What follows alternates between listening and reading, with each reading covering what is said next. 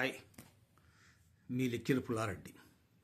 ఈరోజు అంశము ప్రాప్తాన్ని గురించి. అంటే భగవంతుడు మనకు ఎంత ఇవ్వాలనో, ఏది ఇవ్వాలనో అది ఇస్తాడు. ఇంకా దాన్నే మనం పొందాలే కానీ ఆశపడకూడదు. ప్రాప్తమున్న చోట ఫలమైన తప్పురా, వాస్తవం పుల్లారెడ్డి వారి మాట. కాబట్టి మనకి ఎంత ప్రాప్తం ఉంటే అదే లభిస్తుంది, కానీ అంతకంటే మనం ఎక్కువ ఆశపడము, దురాశపడము మనకు మంచిది కాదు. ఒక చిన్న ఉదాహరణ మీకు ఇస్తా, వినండి. ఒక తండ్రి రైతు, ఆయన పొలం దున్నుతున్నాడు. తన ఊరిలో పొలం దున్నుతున్నప్పుడు ఆ పొలములో ఆయనకు ఒక వజ్రము దొరికింది. దాన్ని ఏం చేశాడంటే, తన కొడుకు ఇవ్వాలని హైదరాబాదులో ఉద్యోగం చేస్తున్నటువంటి తన కొడుకు దగ్గరికి పోయాడు. పోతే కొడుకు కోళ్ళి ఏం చేశారంటే, ఆ తండ్రి తన ఇంటికి వస్తున్నటువంటి చూసి, దూరంగానే చూసి బీగం వేసి, వాకిలి వేసి బీగం వేసి పక్కకు పోయినాడు అనమాట.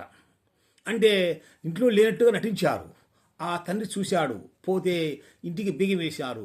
సరే, కొడుకులు కోళ్ళు ఎక్కడికో పోయారు, చెప్పి కూర్చున్నామని కూర్చున్నాడు. ఆ రోజంతా రాత్రి అంతా కూర్చున్నాడు. కానీ వాళ్ళు రాలేదు.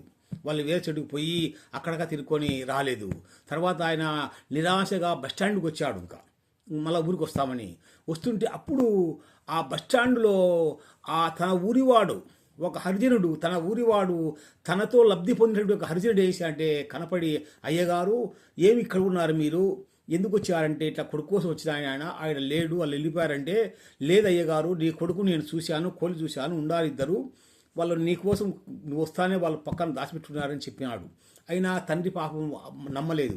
సరే అన్నాడు. సరే వాళ్ళు అదే అనుకున్నాడు. కానీ ఆ హరిజనుడు ఏమన్నా అంటే, అయ్యా మీరేమనుకోకుంటే ఈ రాత్రికి మీరు పోవడానికి అవసరం లేదు, నా ఇంటికి రండి, లక్షణంగా నా తండ్రి సమానంగా చూస్తాను, మీరు సహాయం చేశారు కాబట్టి మీ యొక్క మేలు నేను మర్చిపోలేదు, రండి అంటే, సరే అని పాప అయిష్టంగానే ఆ ఇంటికి పోయాడు, హరిజనుడి ఇంటికి పోయాడు.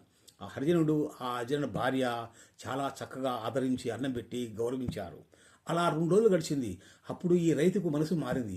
ఒరే, నా రక్తం వచ్చినటువంటి నా కొడుకు ఇంత ఆప్యాయంగా చూడలేకపోయాడే, ఈ ఇంట్లో ఇతను హరిజనుడే, కులానికి తక్కువైన హరిజనుడైనా కానీ నన్ను ఆ యొక్క అంటే అతని కొడుకు మనవడు అనుకోండి, అతని కొడుకు అతని భార్య ఇద్దరు ఎంతో ఆప్యాయంగా మనవడు వచ్చి తాతాన్ని చేయబెట్టుకొని అన్న దగ్గర తీసుకుపోతున్నాడు.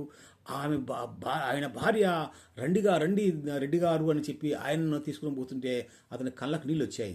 కాబట్టి ఈ జీవితంలో నా కొడుకు కంటే ఈ యొక్క నన్ను ఆదరంగా చూసే నా కొడుకే మేలు, నా కొడుకు కంటే ఇతనే మేలని తలంచి తన దగ్గర ఉన్న వజ్రాన్ని ఆ అబ్బాయికి ఇచ్చాడు. అబ్బాయి తీసుకోని ఆయన, ఇది నీకే ప్రాప్తమని.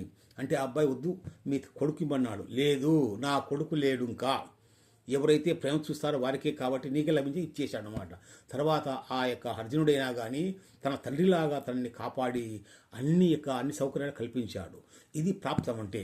కాబట్టి ప్రాప్తం ఉన్న చోట ఫలం తప్పదు. మనకు ప్రాప్తం అనేది వస్తే ఎక్కడున్నా, దూరం ఉన్నా సరే వస్తుంది. ప్రాప్తం లేకుంటే దగ్గర పోయినా అది దొరకదు. జాగ్రత్త, తస్మా జాగ్రత్త. జై హింద్.